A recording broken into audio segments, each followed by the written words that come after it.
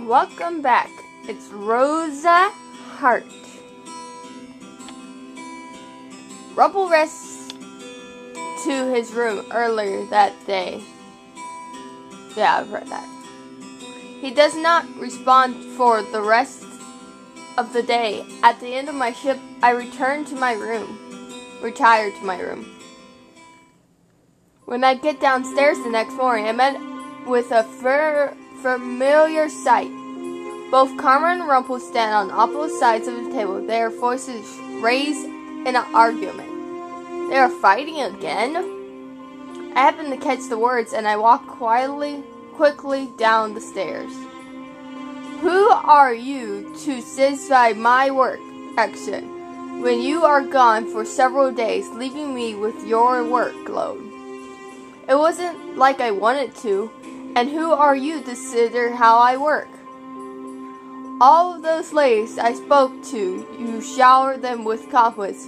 What kind of problem behavior is that?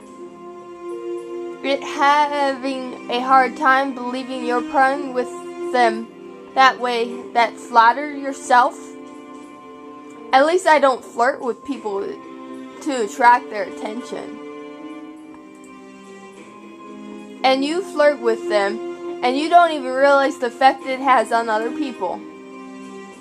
Flattery is not a crime. Just yesterday, the princess came to see you in your room, all because you gave her the impression that you like her. Were you actually spying on her, and you call me unclothed? No, I overheard her say it. And you were wrong. I never said anything if it isn't true. Ah, well, then the truth of the matter is, must be in love with many women. Because they all seem to think that you're down on one knee and proposing to them. You say some sly things, Miss Karma. And yet the biggest lie of us all. At least I don't lie to my partner. Defend Rumple. Rumple tells me that he never lies. He tells me he wants me to trust him. Though I find it hard to believe, I want to trust him. I walk down the rest of the stairs and stop at Rumple's side. Both the men equally surprised to see me there. Rumple never lied to me yet. Carmen looks up and stares at me a few moments, staring by silent periods, then he sighs. Princess, a man that flatters with everyone doesn't flatter anyone. At least he's not so cunning he flatters his self-confidence. Such a sharp tongue you have, Princess. And you are very quick to jump to assumptions. Are you two fighting at it again? Jill stopped at the table and frowned at them. Both men glanced away from her cold gaze. Carmen mumbled something before excusing himself. Rumple looked down at the table, his eyes nailed together with frustration. What is wrong with you two? Why can't you just civilize with each other? Jill, you never here to see how these fights start. Karma is every bit a beast. He attacks me for no good reason at all. But with your kind eye, you are able to assess that, right? Flattery won't work on me, Rumple. And second, I doubt those fights start without any of problems from you. I swear I didn't start anything. Karma is just a way innocent. He likes a woman during that one time of month. Joe walks away shifting, leaving Rumple. I look at him, a smile in his easy calm. He gives me a sharp smile. Thank you, Princess. For what? For defending me. I swear I meant what I said. I would never lie to you. I mean every one of my compliments. Every one of my thank yous. You must know that since you came to defend me. Rumple, sometimes you talk when nothing needs to be said. but I am just suspend that of my gratitude. It's not necessary. It was such a small thing to do. Princess, can you give me some help with inventory? I'm coming. I turn away, Rumple waves. I'll see you later, Princess. Who knows, you might get a second good deed. I reassure that I'll grow to my eyes. It feels like I will be a while yet before I can achieve my next good deed.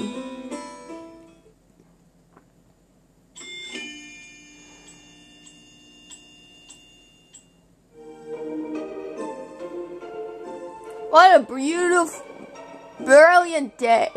The sun is shining, the town is full of laughter, and I have my sweet princess here to comfort me. It sounds like I'm getting easier to read, too. No, you just say it enough times that I've memorized it. That means you must pay attention to my words. That in itself is a compliment, Princess. It is not. We are our way to the usual shop to restore our medicine when a small her leaves out through the front door. She stares at us and lose look in her face. Rumple making his way over her with a bored smile. Madam, I can't help but notice the pain upon your beautiful face. Is there anything I can share your worries? For seeing your lovely face shall be such sadness, stabbing me right in my heart. The one stares at Rumple, dumbfounded. His smile wavers and takes a step back, so is looking alarmed. Oh, I'm sorry. It's you. Huh? I'm sorry. I'm so sorry. This is awkward, man, but I'm afraid I don't know you. What? Or do I? I know you. I take a step forward and look at the woman flying. He has been cursed. He has amnesia. Amnesia? The woman stares at Rumple, scowling him. You do seem different. Changed from before in case. So you know me before? How terrible it is for me to forget such a lovely face, but perhaps you could help me remember. The usual flattered suggestion in his voice, but the woman seems unfazed. I can't help you remember. You can? It's no wonder I can't remember your name. You have the fairy tale curse, don't you? Who's this woman? You truly don't remember me. I'm sorry. The one looked conflicted, but her expression is gone as fast as it appears. I'm Bray. Your fiancé. Oh, this is awkward for me. Ouch, my heart has been stabbed in the abd. What? The shock appears on my face, but nowhere near as impression as on Rumple's face. I have been stabbed in the heart by this woman. Thank you, woman, for stabbing us all in the heart. My fiancé? She has to be lying. How can Rumple possibly have a fiancé with the way he is? He barely able to turn himself to a single woman for an hour. Ren takes a step forward and takes Rumple's hands in her own.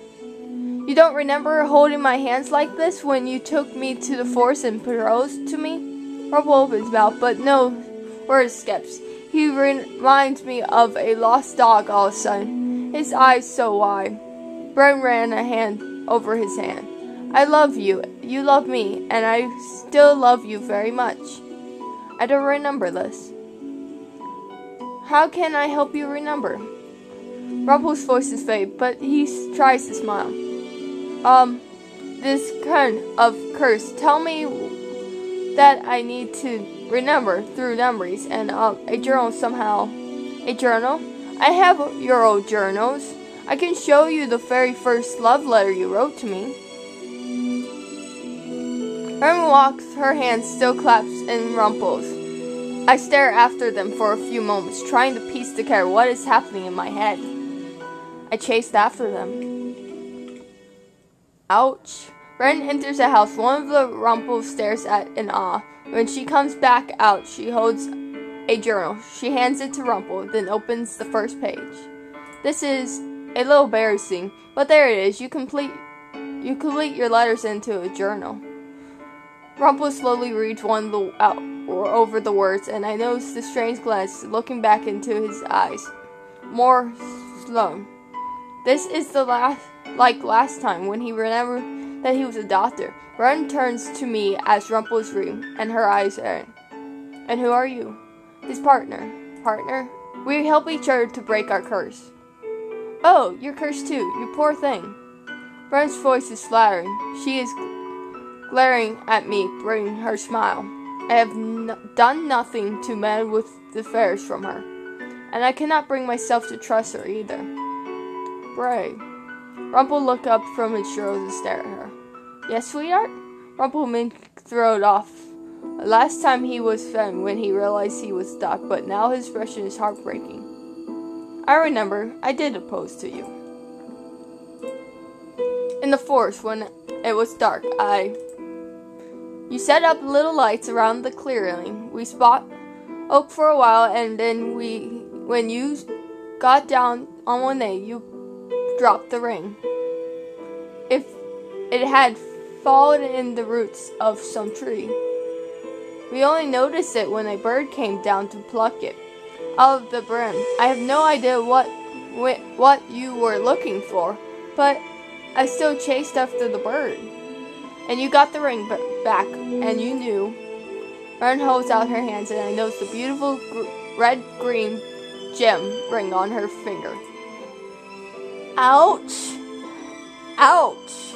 Excuse me. Ouch! Rumple, you're happy I don't actually like you, but anyone that does like you, their hearts have to be breaking now. Ouch!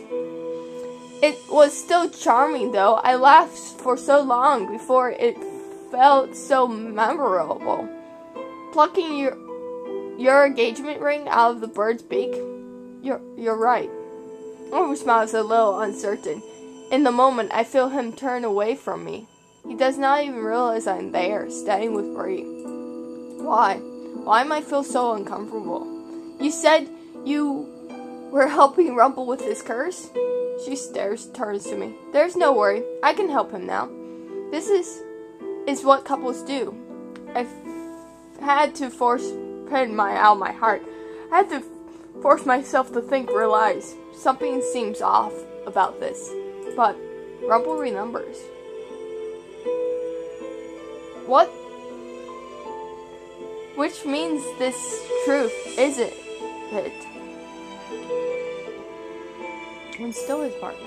I still feel something was wrong. I do not trust this woman. Do you know anything about him, dear? Have you helped him regard any of his memories? She was with me when I regard my memories. Rose's very good luck charm. Rumple flatters a small smile at me before turning to Bray, his eyes a lot colder now. Tell me, what do you go by now? Until we figure out your name, I need to call you something. Rumple. Bray's cold glance falls upon me. I can sense something in them that surprised me. Jealousy. Why would she be jealous of me? Rumple, would you maybe want to come back home with me? What? I know you must be overwhelmed, but our home might be able to help you remember some things. I'm sorry. I actually have a partner somewhere else that I need to attend to. Her eyes flash briefly. Her frown is there for a second before she smiles again. You always were good with your partners. I'm sorry. Okay. I understand you're overwhelmed.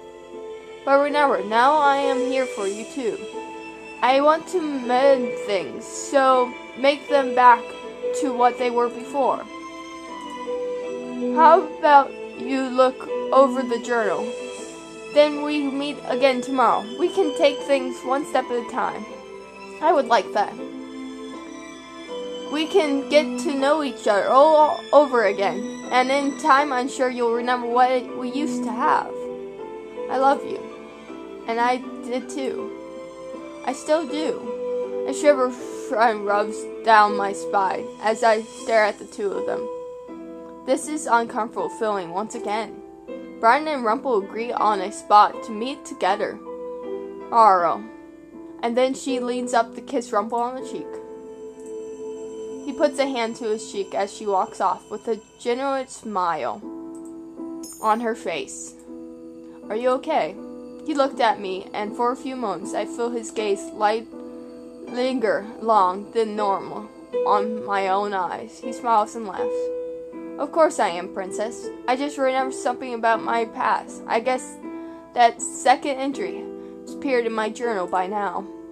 I can't wait to get back to Marcia to read it. Ray has the rest of my journal, so I might truly be able to remember everything if I talk to her. Including your love for her? He sighs out before he points that he should finish our errands. I follow him around town, though the sudden lack is usually favored. Rumple does not speak to anyone, not even the girls, while we walk. He keeps eyes focused on the ground, and when he speaks to the shopper, his cheer is unlined at best.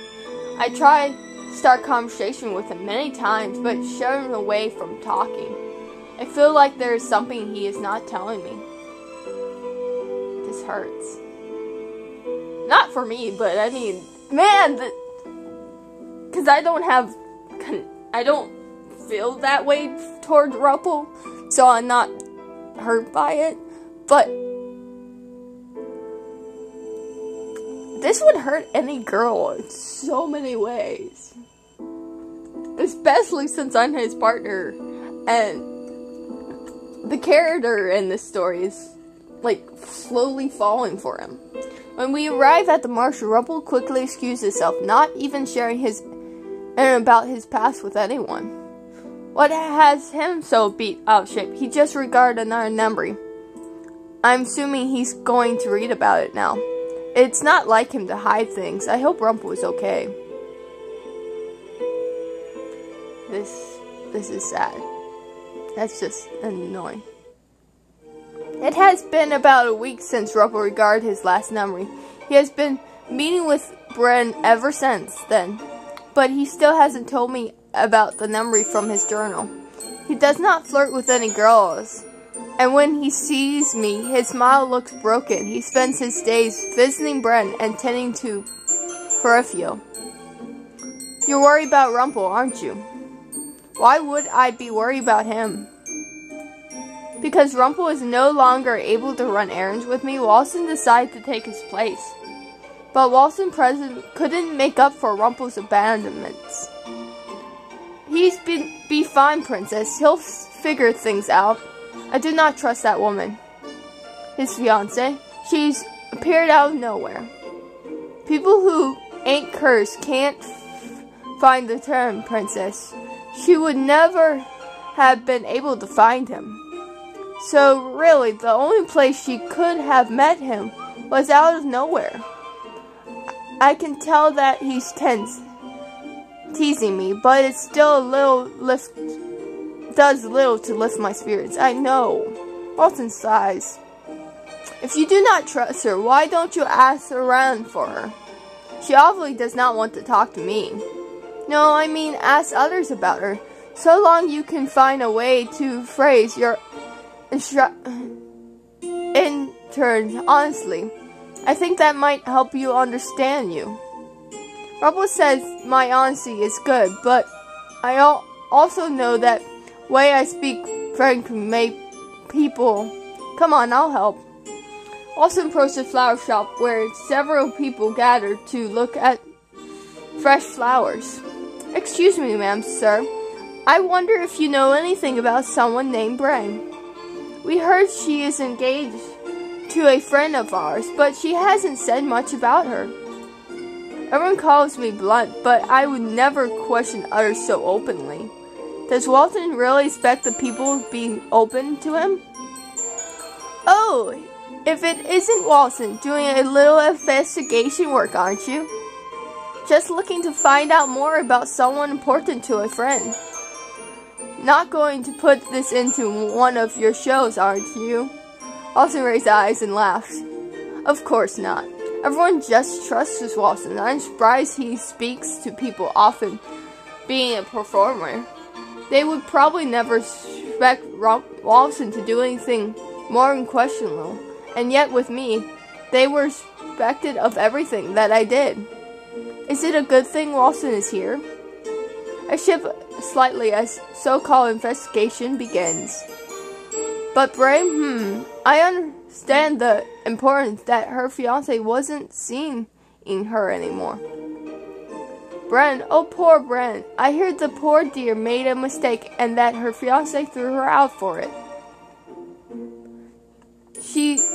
Is she engaged to someone new now? I'm not surprised given the affairs that she had on her first fiancé. Excuse me, what did you say? Oh, you weren't aware? I'm terribly sorry. Perhaps I should have said anything. You said she cheated on her first fiancé? She was engaged to some man, a doctor, I believe. He was a good man, always smiled, helped everyone, including the poor. I don't see how she have that galls to do it, but the rumors start that she was seeing another man. I think I saw them out together sometimes. He was a rich businessman. Who was he? I believe he was one of the doctor's partners. Did anyone see this for sure, ma'am? Oh, lots of people did. And that's why the poor man stopped seeing her. Bless his heart. He looked broken-hearted. But then the two of them were engaged, so she should have been more fit to him. When Bray first approached Rumple, she had no idea he had amnesia. She started apologizing to him. Was it from the affairs, or am I just suspecting things? We thanked the woman for her help before coming to ask around town for more information. The more we heard, the more certain we became. She cheated on him. Princess, I know what you're thinking, but it would be entertainment to tell Rumple about this, but she is lying to him. I can't still remember the sadness in his eyes. Maybe something deep down he still knows. Did his journal entry not say anything? You can't try talking to him, Princess, but without any evidence, we're going to go off rumors. If we are wrong, I think that would hurt the situation a lot more. I am forced to acknowledge Walton reasoning. As much as I want to tell Rumple right now, I do not even know where he is. We finish our errands for the day, and we return to the marshes. When I complete my chores around the trunk, I begin to rest to bed. Later that night, after returning 4 hours in bed without any success of sleep, I made my way downstairs for a glass of milk. I stopped abruptly at the sound of hushing voices. Perfume and Rumple are sitting together at a table, their voices soft. It means a lot to me that you're taking care of me when everything that happened on your plate. When things are uncertain, they are. The little things remind me the same actual comforting. What? No compliments tonight? He clears his throat. Lady Peripheral, I always find comfortable in your flowers. Your heart's still not in it, is it? Please don't stress over taking care of me. I see the other medicines and then I can take care of myself, Rumple. I owe you and Lady DeLorean for letting me stay here. Even now, you could have kicked me out, yet I'm still here. This isn't comfortable, Rumple. I'm used to seeing. I'm rather heartbreaking to see you like this, you know. Perfume drifts past Rumple as she sees me, but I can right away. I think you're worried. Your partner too. Rumple turns in his seat and stares at me. Princess? I slowly make my way towards them. I'm sorry, Princess. I haven't been trying to help you at all. It's fine. Partners right through. It's not like you to be so pitiful. Ah, your words are still sharp as ever. I glance at her, feel confused. The light of the turn her face dim, made look so ghostly than usual. She looks sickly. Do you think I look like a ghost, Princess? Yes. By the time night comes around, I'm exhausted. You said that we're like this because of the turn loan you have to take care of. That's correct. I used to be able to watch over it more easily, but now with the balance between both crystals lost in the kingdom, it's getting harder. This responsibility is a big burden. It's a lot heavy toll on my body. But that does not dim any of my praise. I'm proud to be the bearer of this responsibility. Someone needs to do it, and I am very glad I can help so many people through bearing this burden. What would happen if you just let the responsibilities go? There would be more chaos than there is now. And what of the Terran Baron? Would they not help you with your stress? There is no Terran Baron currently. What? Perfect stares at me for a few moments, a kind of specs on her face, then suddenly she sighs. Please don't worry about me, Princess. I live a good life. I just want to go do more while I still live. I am very lucky to be surrounded by so many good people. Anyway, the two of you should be off to bed soon. I can tell you're both tired. Perfect paused and looked at me, eyes slightly aged. Oh, but before you go, there was something I meant to ask you. Ask me. Perfect crossed her arms and looked at me for a few moments. The look is so unlike her. It's almost concerning me. She looks uncertain of something, though I cannot imagine what it is. What could she want to discuss with me? I want to ask you if you're free the day after tomorrow. I'm free wherever my schedule says I am. Then if you could spare 20 or so minutes, I want to speak with you about something very important. I suppose you can say it's related to your curse. Fine. Perfect smiles at us before walking back to her room, leaving me alone with Rumple. Rumple smiles at me uncertainly. For a few moments, I think he might actually talk to me, but then he rushes off to give me a apology. I will watch him walk up the stairs, my heart sink. I need to know what's going on with him. Today is my first day off. I keep on looking out for Rumple. Eventually I see him make his way down the stairs. He does not look quite as thin as at last night, but his expression is still rather sober. He says good morning to everyone as he usually does, and then walks through the front door. And that is my cue. Falling behind Rumple without being proven to be recognized easily. Even if he does not ask me to follow him after I normally work during these hours. He makes his way through the town until he comes to a stop at a little cafe in the main palace. It is clear hiding.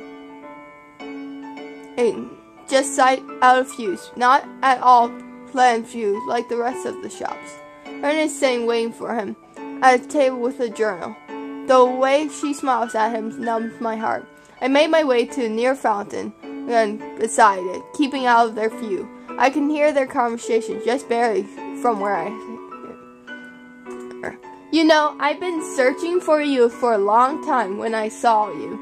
You suddenly disappeared from the house one night, and I couldn't find you. Why? Why did I leave the house? I don't know. Liar. Was it a fight?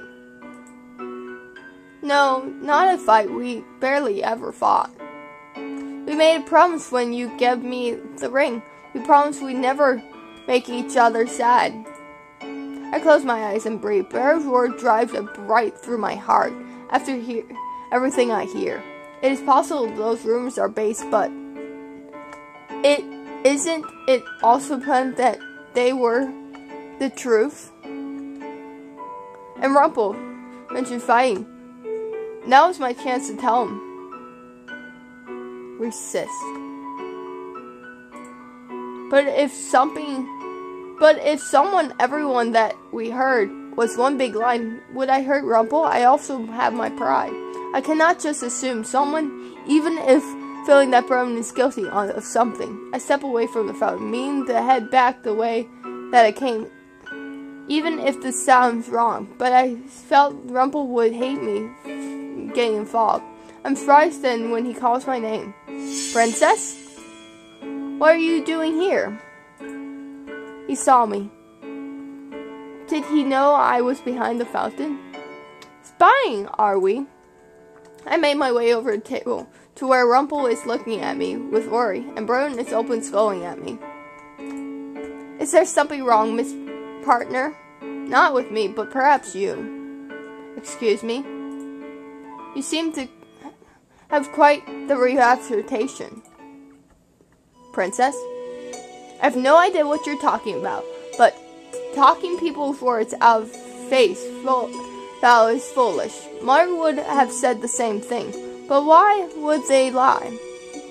So, it is not true, then, you were seeing another man? How dare you? Ren stands up and glances at me. I frown back at her. Her anger does not faze me. She seems like a prim child.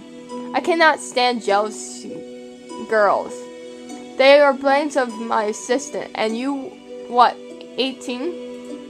17. But that does not even matter. Either way, there's just about a 6-year gap between you two. 24. Am I really so ancient? The two of us at him is uncertain, then back at each other. I am here because I want to help my partner, and because you are lying to him. And who are you saying that I am lying? You're a terrible little spy, is what you are. Hiding places to watch us, going around town asking about me. I'll tell you now that Rumple doesn't need you, especially if you're the one spouting lies. Those words have no doubt come from a hypocrite. What? Wait, ladies. Ruffle looks between us, eyes frowning, then he shakes his head. Bren, I knew it. It was in my journal. What? Ruffle's face reddened his fashion comb. It was the Lord, wasn't it? The one I returned to take my money from that one time. I helped him. He told me himself. I think that's why this feels inside of me is so mute right now. Why am I always having second thoughts about your stories? Bren, why didn't you tell me you were seeing him? I asked you the question back then too, but you never told me, and so I was waiting for you to bring it up again. I was waiting for you to explain. I was waiting for, as if I could ever get anything through that thick skull of yours. Even I stopped myself from staring at her when she insults Rumple, but this time she admits that her rumors are true. Even if I explained myself, all you would ever say that you were sorry, but nothing ever changed. What did I do was so wrong? Look at yourself. Even now, you can't bring yourself to be angry at me. You knew the truth, and instead of trying to know why I did what I did, you kept asking what you did wrong. But you never realized what you did wrong, Rumple. Never. Some things never change. Bren grows as she made her way on the table. Rumple tries to call her back, but Bren only frowns as she walks off. Rumple lets out a loud sigh. And there goes all of my journals too. Right. He said Ren had all his old journals. I'm sorry, huh? I only made things worse. I'm still not sure what they were talking about, but Princess, you don't have to apologize for anything, though. I would like you to apologize for shedding some light on my age. Oh. What? Am I really truly that old? Huh? Suddenly he looks disgusted, but look on his face is almost clean. I cannot help when I smile and then start to laugh. Do my ears deceive me? Is that wonderful sound coming from your mouth, Princess? How precious. It's just, you're an old man. If I am an old man, then I'm young at heart. Besides, I would be a lot more offended if you weren't smiling while you said that. After a few moments, Rumple sighs and shakes his head. I'm sorry you had to see all of that. I knew there was more to the story than Bryn was letting on because I read the number in my journal. You knew about the noble? Why did you not say anything? Like I said, I was waiting for her to say something. I wanted her to open about it honestly. Bryn is undead and bold, but I doubt it's all honestly. The journal entry, I never read it to you. You have been saying that last week. I have been. I'm sorry for that. But allow me to enlighten you. Glance to the chair that Brent had been sitting in, and I take a seat opposite him. First, the nobleman was one of my patient's partners. He has then sickness, one that no one else was able to cure. I cannot help but remember the little boy on sickness. It seems he was trying to Rumple too. Rumple has not been able to help the boy on his own either. Some woman assisted. Did you manage to cure him? With the same help of the same woman? Another entry, but yes. The mystery woman from the first entry appeared. We struck another deal, but I cannot remember the deal at all. 2 deals with the same woman. All I know is that afterwards I did something to make Brandon hate me, and she began to see that noble. Or maybe it was because before that, maybe she was just unhappy. She wouldn't explain why. She still cheated on you. This is her fault. No, not yours. Rumple nods to something. I can tell he is not convinced. In any case, though, I cannot remember the entirety of what happened. Even though I thought of Bern, I thought our love in the past tense. Rumple frowns, but suddenly he smiles again. Let's head back for now, Princess. I figure how to reach Run later.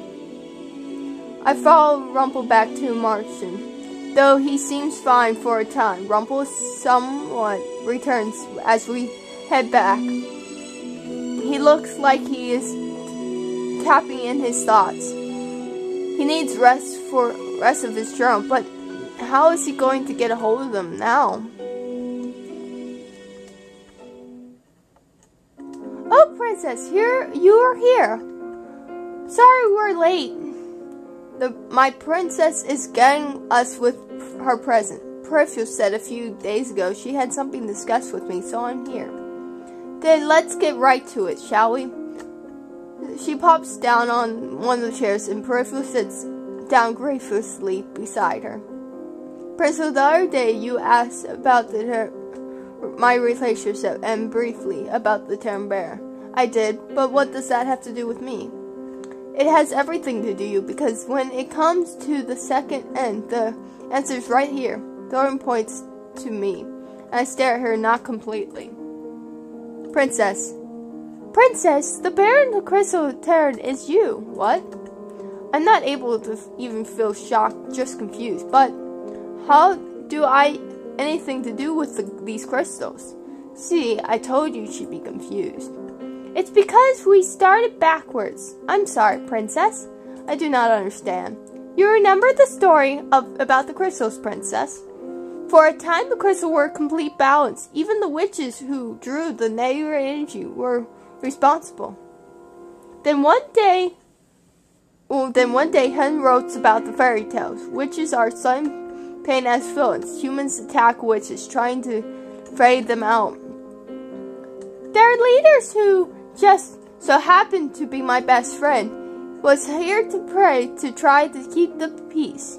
She was the ritual bearer of the crystal. But as the witches were killed and threw out, she found her patience wearing thin.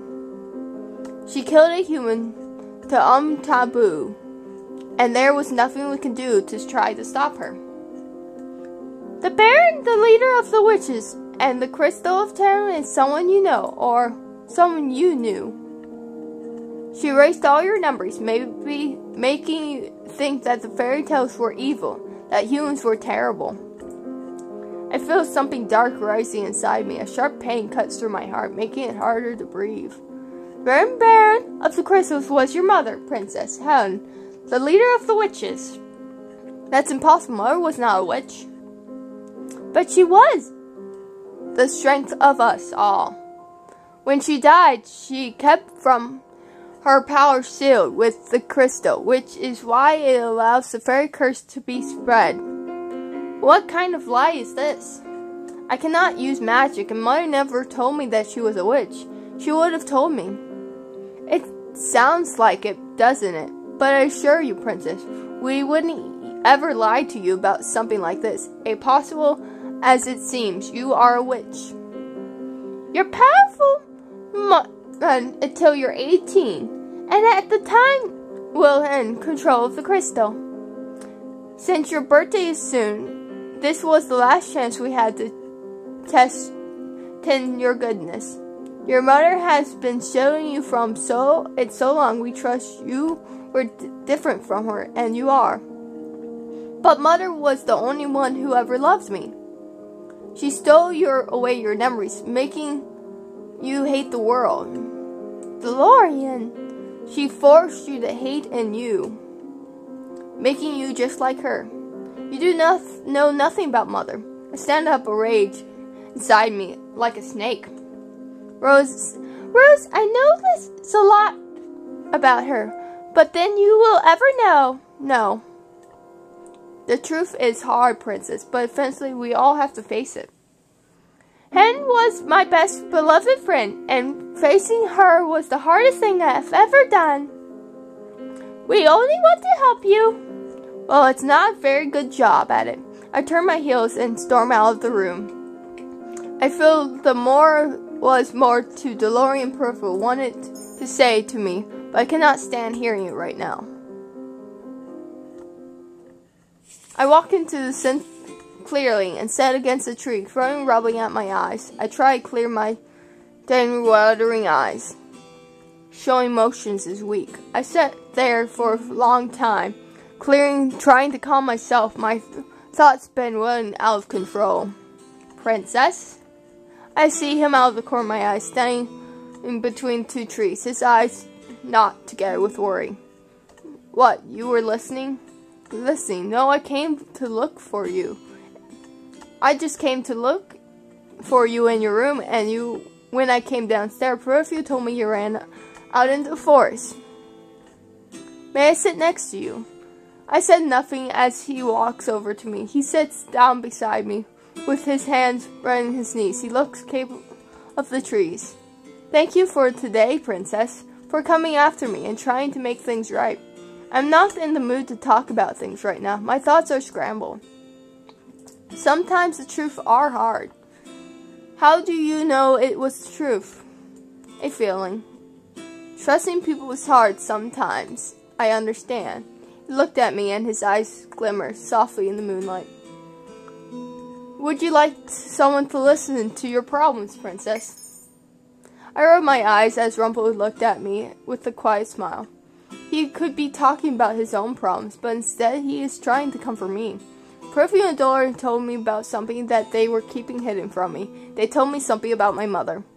And it does not make sense to me, because everything that they said makes her a villain. Even films are awfully misunderstood, or trying criminals. Rumple slowly reached out to rest his hand on top of mine. I sat up straight, staring at him. My eyes widened. Rumple smiles at me in slowly soft smiles, then cricks the edges of his eyes. Seeing such a beautiful lady close to tears make my heart break, you know. But if you ever need to cry, you should. Tears aren't weak. They just form expression, and they are stronger us crying. I'm not going to cry. My eyes ran and then start feeling fuzzy. Deathly the Ice Princess. The tower stares at me of my thoughts. I stare at him, begin to glow, but Rumple just smiled. I always thought it was a name such for a strong and beautiful woman. Seeing you like this makes me realize that the name suits you. Perhaps if everyone else means it that way, it would not be terrible as a title. Rumple slowly takes his hand away from me, smiling, though he insists on hearing me out. I am on my opportunity. For now, I want to keep what I discussed with Perfume and Dorian to myself. I need time to process it. For tonight, I just want to forget that the conversation ever happened. For some time, the two of us were silent. There are no words exchanged between the two of us, but the silence is uncomfortable. But eventually, Rumple put a hand on my shoulder. Things will work out, Princess. I hope so. I stand up good night, Rumple. I turn and walk away. Good night, my sweet princess. Aww.